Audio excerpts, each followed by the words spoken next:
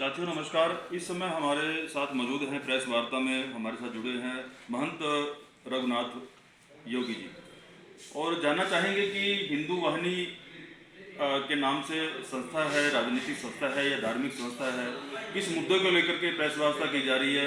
हिंदू वाहिनी जो संस्था है सर, इसके बारे में बताइए कि यह राजनीतिक पार्टी है या सामाजिक है या धार्मिक? हिंदू योगी वाहिनी सनातन हिंदू संस्कृति की रक्षा करने के लिए एक सामाजिक संगठन है। सामाजिक संस्था हाँ, ये हिंदू योगी वाहिनी जी सनातन हिंदू संस्कृति की रक्षा करने का कार्य करता है। जी।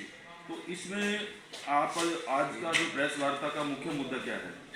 किस लिए प्रेस आज हमारी हिंदू योगी वाहिनी भारतीय जनता पार्टी के पूर्ण बहुमत के लिए हम हरियाणा प्रदेश में 10 की 10 लोकसभा की सीटें जीतकर माननीय नरेंद्र कुमार मोदी जी की झोली में डालेंगे और हरियाणा प्रदेश में पुनः प्रचंड बहुमत से विधानसभा चुनाव में माननीय मनोहर लाल खट्टर जी को मुख्यमंत्री बनाना है। इसी उद्देश्य से हमने प्रेस वार्ता की। हिंदू योगी वाहिनी ये जो आपने बनाई है संस्था है, ये रजिस्टर्ड है या गैर रजिस्टर्ड है?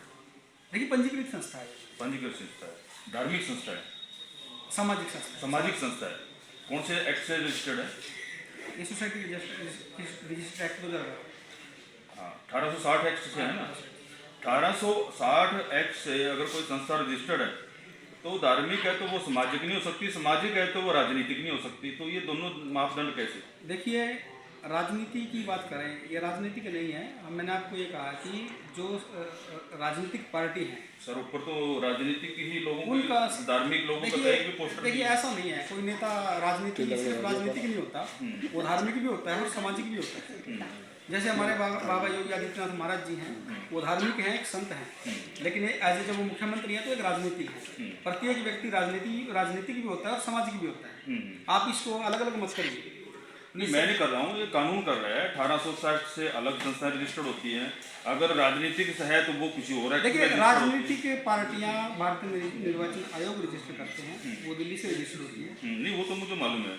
अच्छा, तो आज आपने मतलब कि पार्टी की तरफ से आप अपनी सिफारिश लेकर के या अपना पर्सन लेकर के जनता के बीच में आए हैं, तो हरियाणा की राजनीति को आप किस तरह से देखते हैं? हरियाणा में दोबारा से भारतीय जनता पार्टी का फूल खिले, उसके लिए आप? हाँ, हम प्रचंड बहुमत से हरियाणा में कमल को खिलाना चाहते हैं और पुनः हरियाणा प्रदेश में विधानसभा चुनाव में माननीय मनोहर लाल मुख्यमंत्री जी को हरियाणा प्रदेश की गद्दी पर मुख्यमंत्री बनाना चाहते हैं। तो फूल कैसे खिलेगा सर? इस तरह से फूल तो नहीं खिलने वाला है। अब भारतीय जनता पार्टी का 2014 से लेकर 19 से लेकर के अभी 23 चल रहा है, 24 साल चल गया है। दूसरा टर्म हरियाणा ने इसको दे दिया है, लेकिन बहुत सारी बीच में मुद्दे जनता के बीच में आ रहे हैं, उसका आज तक कोई निवारण नहीं हो रहा है। तो कैसे कमल खिल सकता है? देखिए, ऐसा नहीं है। 9.5 वर्षों में हरियाणा प्रदेश ने माननीय मनोहर लाल जी के नेतृत्व में जो विकास किया है, पहले वो हरियाणा प्रदेश ने कभी विकास नहीं किया। आज हरियाणा प्रदेश विकास के पथ पर अग्रसर है और एक पूरे भारत के अंदर नंबर 1 पर हरियाणा प्रदेश है। और आप इस बात को बड़ी प्रकार से समझते भी हैं कि माननीय मनोहर लाल जी ने बिना पर्ची बिना खर्ची रिश्वत को बिल्कुल ख़त्म कर दिया है और हरियाणा प्रदेश के अंदर भ्रष्टाचार, रिश्वतखोरी सभी समाप्त होने की कगार पर है। ये सर जबानी कह रहे हो या दावे से कह रहे हो आप? देखिए, अभी रिजल्ट आया है, आपने ग्रुप डी का रिजल्ट देखा है। गरीब घर के व्यक्ति नौकरी लगे हैं जिन्हें कभी कोई पूछता भी नहीं था, लेकिन माननीय मनोहर लाल जी ने ऐसी व्यवस्था बनाई है कि एक गरीब से गरीब व्यक्ति भी आज टेस्ट पास करता है बच्चा, वो नौकरी लग सकता है, जबकि पहले ऐसी कोई व्यवस्था नहीं थी। हम बात करें तो 2019 की, 2019 के अंदर जब यहाँ पे ग्रुप डी में ठेकेदारी प्रथा में ये जो भर्ती हुई थी, उस समय में काफी ठेकेदार द्वारा पैसे ले लेकर के उनको भर्ती किया जा रहा था। वो मुद्दा भी प्रशासन के सामने है। अभी आपने बीजेपी की अगर बात करी तो ओबीसी मोर्चे का जिला अध्यक्ष है, उसने अभी से 6.5 लाख रुपए किसी बंदे से ले लिए और वो उसकी FIR रंबा चौकी में दर्ज है। और उस भारतीय जनता पार्टी ने उस ओबीसी मोर्चे के जिला अध्यक्ष की प्रमोशन करके उसको स्टेट बॉडी में कार्यकारिणी में गठित कर दिया। अगर हम और बिना पर्ची खर्चे की बात करें, 2 IAS अफसर थे हरियाणा के, उसको विजिलेंस ने पकड़ा, 1.5 महीने तक केस चला, उनके प्रमोशन करके करनाल में बैठा दिया। तो बीजेपी रिश्वतखोरों की प्रमोशन कर रही है, उसमें शिकंजा कहाँ कस रही है? बिना पर्ची बिना खर्ची, ये पर्ची भी चल रही है और खर्ची भी चल रही है। देखिए, ऐसा नहीं है, ऐसा नहीं है। ये सस्पेंड कैसे हो गए फिर? ये देखिए क्या होता ये है, विजिलेंस अगर ने पकड़े कोई कैसे? व्यक्ति सरकार के अंदर कोई व्यक्ति गलत कार्य करता है, कानून के अनुसार उसे सजा मिलती है और सजा का प्रावधान है।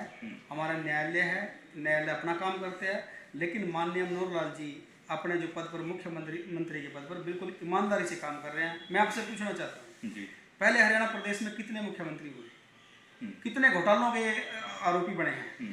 माननीय मनोहर लाल जी पे क्या एक भी घोटाले का आरोप है? वो आगे आएगा ना, जब सत्ता ये बदल जाएगी, दूसरी सरकार आएगी तब पता लगेगा। 9.5 वर्ष हो चुके हैं। अपने बारे में आप लोग मीडिया का काम करते हो, मीडिया की बात निकालने का काम करते हो। मैं दावे से कहता हूँ, आप मनोहर लाल जी पर 1 रुपए का दाग भी नहीं लगा सकते। यदि आपके पास कोई ऐसी व्यवस्था हो तो बात करिए। ऐसा ईमानदार व्यक्ति जो अपने लिए कुछ नहीं करता, अपने समाज के लिए, अपने राज्य के लिए काम करता है, तो ऐसे व्यक्ति का साथ देना ये आपका और हमका सबका कर्तव्य बनता है।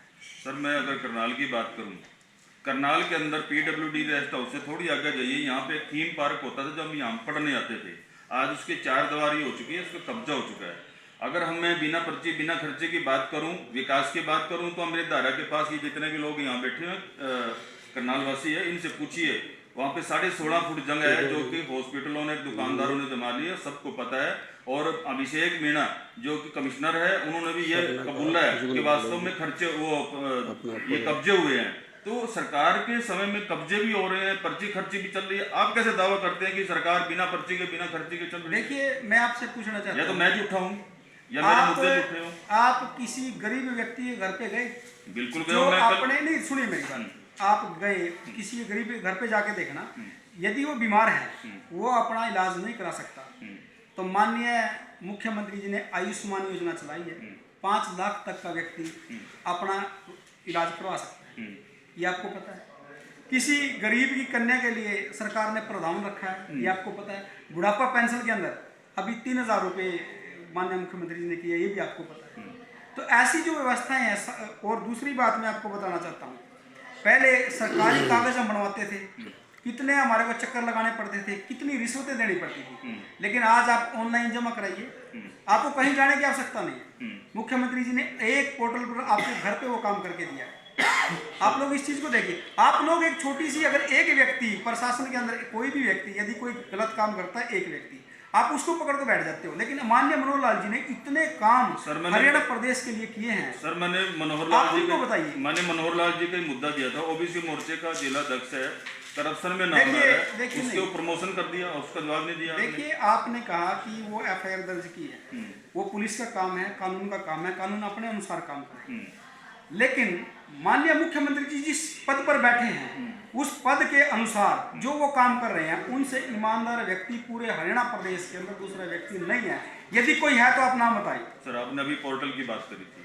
आज पोर्टल में करनाल में अगर हम बात करें, करनाल में बैठे हैं, किसी भी पोर्टल पे चले जाइए, 200-150 रुपए से कम नहीं होता। जबकि मुख्यमंत्री जी ने खुद स्टेटमेंट दी थी कि गरीब लोगों का सारा ये पोर्टल का काम फ्री में होगा। अगर किसी का BPL कट गया, आज कोई भी BPL को बख्शा नहीं जा रहा है, सभी BPL के। और कल मैं कंबोपरे में गया था, वहाँ पे आज से 40 सालों से कड़ियों के मकान में लोग रहने के लिए मजबूर हैं। कुछ पेंशन वाले आ गए, हमारी पेंशन नहीं लगी है, कुछ मकान वाले आ गए हैं, कुछ BPL वाले लोग आ गए हैं। नाम बताना पूछना चाहोगे? मैं मुख्यमंत्री जी का जो विधानसभा क्षेत्र है, उसी में ही ये काम हो रहे हैं। पोर्टल में कुछ 200 रुपये ले जा रहे हैं, तो गरीब आदमी कहाँ जाएगा? देखिए, माननीय मुख्यमंत्री जी ने योजना बनाई है। जब आप पोर्टल पे जाते हो और कोई व्यक्ति आपसे पैसे लेता है, क्या आप लोग विरोध करते हो उसे? आप लोग 200 रुपये दे के जल्दी मेरा काम जल्दी कर दे, 200 की जगह 250 दे के काम कराने का। तो आज कोई लाइसेंस बनवाने जाता है, वो कहता है जी मेरे को तो ट्रेनिंग देने की आवश्यकता नहीं है, आप 500 रुपये लेके मेरा लाइसेंस बनवा दो। आप उस वक्त तो ऑब्जेक्शन करिए, आप किस चीज के पैसे लेते हो? क्या कभी कोई व्यक्ति ऑब्जेक्शन करता है? सिंगल एक व्यक्ति मेरे पास लेके आओगे, उसने ऑब्जेक्शन किया और उसका काम ना हुआ।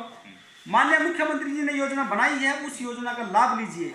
और उस योजना का लाभ लेना, वो कानून पास कर सकते हैं, योजना बना सकते हैं, उसका लाभ लेना आप लोगों का काम है। आम जनता का काम है। जनता यदि ऑब्जेक्शन करती है, कोई भी अफसर यदि आता है, वो उस काम रोक नहीं सकता। इसीलिए मुख्यमंत्री जी ने जो काम किया है, वो जनता के हित में, हरियाणा प्रदेश के हित में किया है। यदि आप बिल्कुल गहनता से नजर डालें तो हरियाणा प्रदेश हमारा पूरे भारतवर्ष के अंदर प्रत्येक योजना के अंदर नंबर 1 पर जा रहा है। और यह कार्य माननीय मनोहर लाल मुख्यमंत्री जी ने किया है। सर ये आप लोग कह रहे हैं, हम भी मान के चले जाएंगे, लेकिन धरातल पे तो नहीं। धरातल की कुछ बात और है। मैंने आपको ये कहा है कि आप अफसर के पास जाइए, अफसर काम नहीं करता, आप ऑब्जेक्शन करिए कि आप किस, यदि आपको मुख्यमंत्री जी ने कहा कि आपको कोई पैसा नहीं लगेगा और फिर भी आप पैसे क्यों देते हो? सर मैं किसी का नाम नहीं लेना चाहता, लेकिन मैं उसकी वो दिखा सकता हूँ कि अनिल विज हमारे गृह मंत्री हैं, उसके पास पीड़ित 3 बार जाता है, तो चौथी बार में पुलिस वाले ये कहते हैं कि अनिल विज के पास जाओगे तो मैं काम ही नहीं होगा। और जो दबंगई लोग थे उन्होंने वो कहते हैं जितने पैसे हम तेरे को देंगे, इतने पैसे हम पुलिस को खिला करके हम अपना तेरे क्यों पैर पकड़े। देखिए आज पीड़ित लोग सड़क पे घूम रहा है, लेकिन उनको इंसाफ नहीं मिल रहा है, पुलिस से इंसाफ नहीं मिल रहा है, प्रशासन से इंसाफ नहीं मिल रहा है, तो किस तरह का आप इसको देखिए, मैं आपको कहना चाहता हूँ, आप मेरे साथ बात कर रहे हो यहाँ पे मीडिया के साथ, यदि कोई अफसर ऐसी व्यवस्था करता है तो आप कैमरे को वहां घुमाइए, उसकी वीडियो बनाइए। कैमरे की बनाई थी, पत्रकार को अंदर ही कर दिया। नहीं, बना के दिखाइए ना। नहीं, पत्रकार ने कैमरे में आके वीडियो देखिए, बनाई, नहीं, किसी को अंदर कर दिया। देखो ऐसा नहीं है, कानूनी प्रक्रिया में रहकर कानून के साथ चल करके आप काम करिए कि आपके काम होंगे। हरियाणा प्रदेश में देखिए, आप लोगों को मैं कहता हूँ, पूरे हरियाणा प्रदेश के अंदर माननीय मनोहर लाल खट्टर जी जैसा व्यक्ति मिलना भाग्य नहीं सौभाग्य की बात है।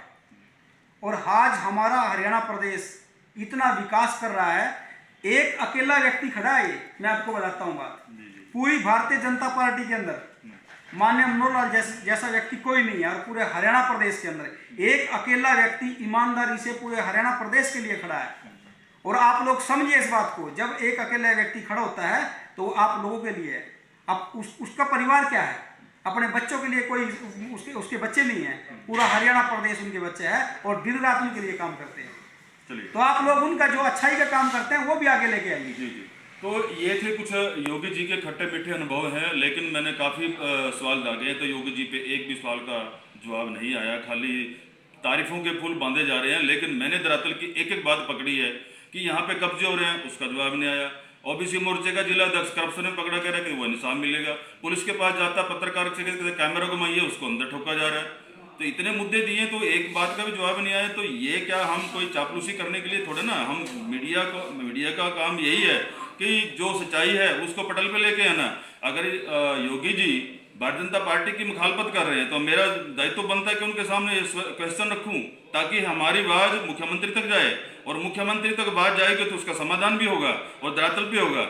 आज यहाँ अगर हम बात करते हैं तो पोर्टल की बात करते हैं, आज हम गरीबी राशन कार्ड की उसकी फैमिली आईडी की बात करते हैं। आज के समय में तो टोटली जितने भी गरीब लोगों को ये तो राशन कार्ड कटे हैं या उनकी फैमिली आईडी कटी है, तो तमाम लोग झोले थैले लेकर के सड़कों पर घूम रहे हैं। पोर्टल में जाते हैं तो 200 रुपये से कम नहीं है, 150 रुपये से कम नहीं है, तो जनता सारी सड़क पे आ गई है।